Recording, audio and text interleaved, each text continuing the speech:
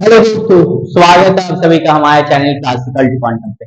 आज इस वीडियो में हम लोग ग्रेविटेशन से कुछ सवाल करेंगे नीट का। ठीक है, जो 2022 में आए थे। ये सारे सवाल इंपॉर्टेंट है और इस तरह के सवाल नीट में पूछते रहते हैं। तो नीट 2025 के लिए ये सारे सवाल इंपॉर्टेंट होने वाले हैं। एक एक सवाल आप लोग ध्यान से देखिएगा, मैं इन डेप्थ सॉल्यूशन दूंगा। ठीक है, तो पहला सवाल है भैया, पहला सवाल तो एकदम बाती है। ठीक है, देखिए, a gravitational field is present in a region and a mass is shifted from A to B through a different path as shown in figure.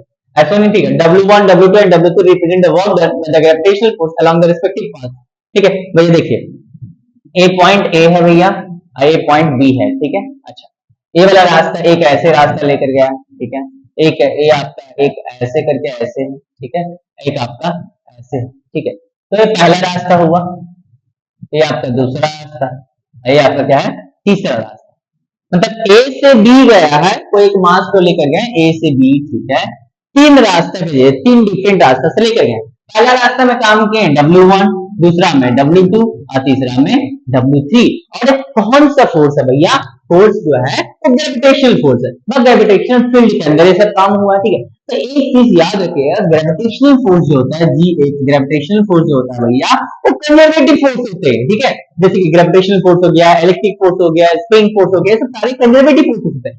ये सब केसेस का जो वर्क डन होता है उसी प्रोसेस इनिशियल और फाइनल पॉइंट पे depend करता है। तो देखिए, तीनों रास्ता का इनिशियल और फाइनल पॉइंट क्या है, सेम है। तो तीनों रास्ते में काम क्या होगा, सेम होगा भैया। तो W1 equal to W2 equal to W3 होगा, क्योंकि कौन सा फोर्स है, कंजर्वेटिव फोर्स है। तो कंजर्वेटिव फोर्स का वर्क डन जो होता है सिर्फ और सिर्फ इनिशियल एंड फाइनल पॉइंट पर डिपेंड करता है, और इनिशियल और फाइनल पॉइंट्स यहाँ पर सेम है। तो तीनों केसेस का वर्क डन क्या होगा, सेम होगा। तो ऑप्शन कौन सा हो जाएगा भैया, ऑप्शन आपका बी हो जाएगा। ठीक है, चलिए दूसरा सवाल देखते हैं। ये थोड़ा ठीक ठाक सवाल है। अच्छा, इसमें फॉर्मूला लगेंगे।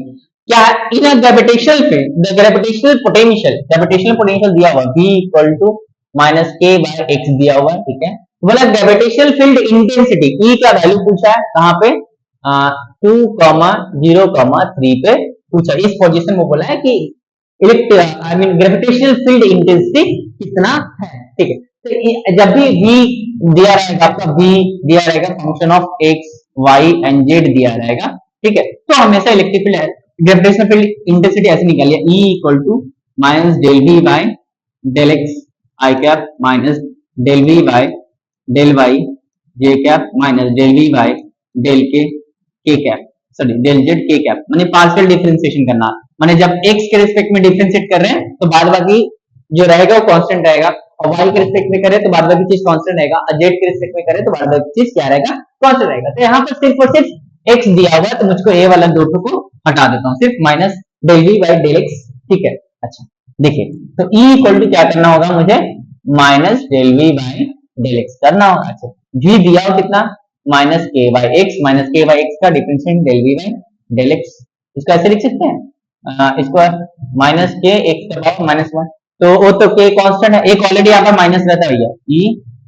ई जो है ना, एक ऑलरेडी यहाँ पर माइनस, एक ऑलरेडी है माइनस वाला। ठीक है, ये माइनस में बाद में पुट करूंगा डिफरेंशिएशन वगैरह करने के बाद। तो माइनस 1 सामने आएगा, ये माइनस 1 है जो सामने आएगा, माइनस 1 इंटू माइनस 1, एक कम जाएगा, एक माइनस 1 तो कितना हो गया, माइनस 1 प्लस के एक्स पावर माइनस 2, तो के बाय एक्स स्क्वायर। मेरा क्या आया, के बाय एक्स स्क्वायर डिफरेंशिएशन हो गया। ये वाला माइनस मैंने बोला बाद में पुट करूंगा। तो E इक्वल टू मेरा जो आ गया भैया वो minus K by x square आया है। ए फंक्शन एक्स को ऊपर, लेकिन किस पॉइंट पे पूछा है, 2 कमा 0,3 पे पूछा है। तो एक्स का वैल्यू यहाँ पर 2 रखेंगे, क्योंकि वाई जेड तो है नहीं, यहाँ पर एक्स की वैल्यू 2 रख देते हैं। तो माइनस के बाय 2 का स्क्वायर कितना हो जाएगा, माइनस के बाय 4 हो जाएगा, माइनस के बाय 4। ऐसा ऑप्शन है, ऑप्शन डी है भैया। मैंने किया क्या, v दिया हुआ था, मैंने बता दिया E जो लिखते हैं ऐसे लिखेंगे, v जब दिया हुआ रहेगा एक्स वाई जेड के टर्म में, तो E ऐसे लिखेंगे। मान लीजिए v ऐसे दे दिया हुआ आपका 6xyz। ठीक है, तो आपको x के रिस्पेक्ट में डिफरेंशिएट करना होगा ना, तो 6yz ना कांस्टेंट होगा। माने इसका जो अगर E का एक्सप्रेशन लिखना चाहें तो मैं देखिए 6yz कांस्टेंट है, x का वैल्यू कितना है, x का डिफरेंशिएशन कितना आएगा, 1 आएगा। तो पहला वाला केस में देखो माइनस 6yz आई कैप, फिर माइनस, अगर y के रिस्पेक्ट में करना है तो 6xz कांस्टेंट आएगा तो माइनस 6xz। ठीक है, और फिर z के रिस्पेक्ट में करना है तो माइनस 6xy। ये आएगा आपका E का expression, I cap J cap and ठीक है, ए आएगा। ठीक है भैया, समझ में आ गया?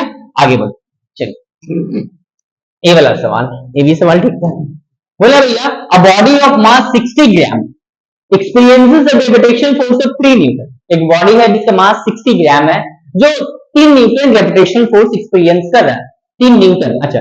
When placed at a particular point, एक पर्टिकुलर पॉइंट पे रखा हुआ तो इतना फोर्स एक्सपीरियंस कर रहा है। तब the magnitude of gravitational field intensity, ठीक है, तो पढ़ते हैं हम लोग इलेक्ट्रिक चार्जेस एंड फील्ड में, कोई भी चार्ज पार्टिकल अगर इलेक्ट्रिक फील्ड के अंदर रखते हैं तो फोर्स एक्सपीरियंस करता है। सिमिलरली ग्रेविटेशनल फील्ड के अंदर कोई भी मास रखेंगे तो ऑब्वियसली वो ग्रेविटेशनल फोर्स एक्सपीरियंस करेगा। तो फोर्स एक्सपीरियंस कितना कर रहा है, मतलब 60 ग्राम है, फोर्स एक्सपीरियंस कितना कर रहा है भैया आपका 3 न्यूटन। तो पूछा कि ग्रेविटेशनल फील्ड इंटेंसिटी का वैल्यू कितना है। जैसे कि हम लोग यहाँ पर इलेक्ट्रिक फील्ड रहता है, ठीक है, यहाँ पर चार्ज क्यू रख दिए तो इस पे फोर्स लगता है ना क्यू इंटू ई, ठीक है, F equal to q into e. Similarly यहाँ पर ग्रेविटेशनल फील्ड है, इसका इंटेंसिटी मान लेते ई है, ग्रेविटेशनल फील्ड का इंटेंसिटी ई है, मास एम रखा हुआ तो इसके ऊपर फोर्स लगेगा कितना, एम इंटू ई लगेगा, एम इंटू ई लगेगा। तो एफ इक्वल टू क्या कर देंगे, एम इंटू ई, हमको चाहिए क्या, ई, तो ई इक्वल टू कितना होगा भैया, एफ बाय एम।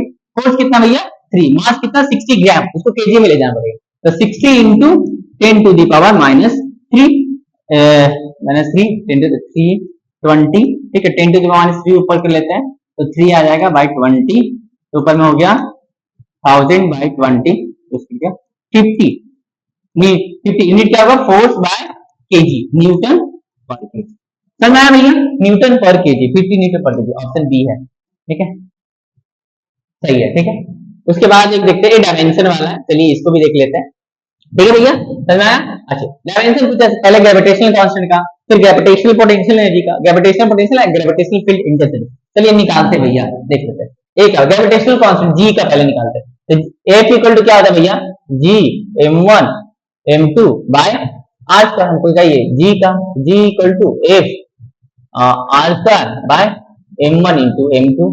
तो फोर्स का mlt माइनस 2, फोर्स का mlt माइनस 2, एनर्जी का ml2 t माइनस 2, ये तो याद रखते हैं ना, फोर्स का हमेशा याद रखिएगा mlt माइनस 2 और एनर्जी का ml2 t माइनस 2, ठीक है। तो यहाँ पर आपका ग्रेविटेशनल पोटेंशियल एनर्जी, अब ग्रेविटेशनल पोटेंशियल एनर्जी हो या काइनेटिक एनर्जी हो या मैकेनिकल एनर्जी हो या वाइब्रेशनल पोटेंशियल एनर्जी, किसी भी तरह का एनर्जी हो और उसका एनर्जी, तो सबका डेफिनेशन क्या रहेगा, सेम रहेगा, क्योंकि यूनिट सेम है, ठीक है, ml2 t माइनस 2, ठीक है।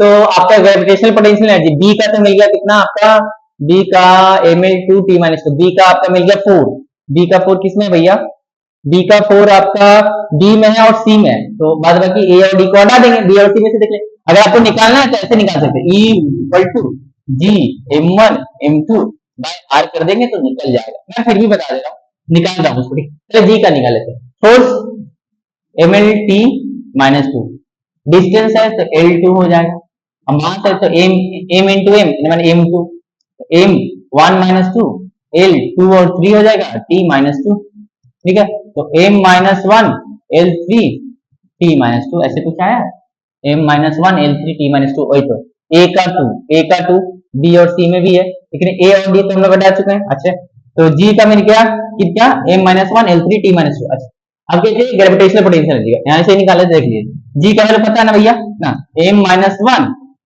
L3 t माइनस 2, और m1 m2 है तो m2 हो जाएगा, और r है तो l कट गया, m माइनस 1 प्लस 2 करेंगे तो 1 बचेगा, तो m1 L2 t माइनस 2, यानी क्या बोला था ml2 t माइनस 2 आ तो गया भैया, ठीक है।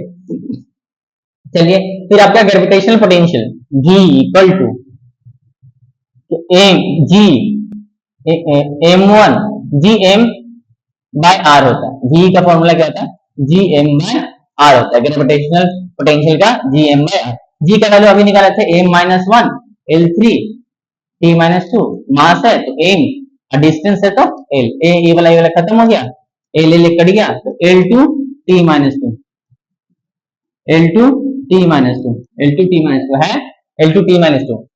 सी का आपका 1, सी का 1 इसी में है भैया, बी में है तो बी आंसर सही होगा, ठीक है, बी आंसर। एक और देख लेते हैं इसका ग्रेविटेशनल इंटेंसिटी का, मतलब E इक्वल टू कितना होता है भैया, G M by r square by e equal to, अभी बताए थे फोर्स बाय मास, तो फोर्स का पता है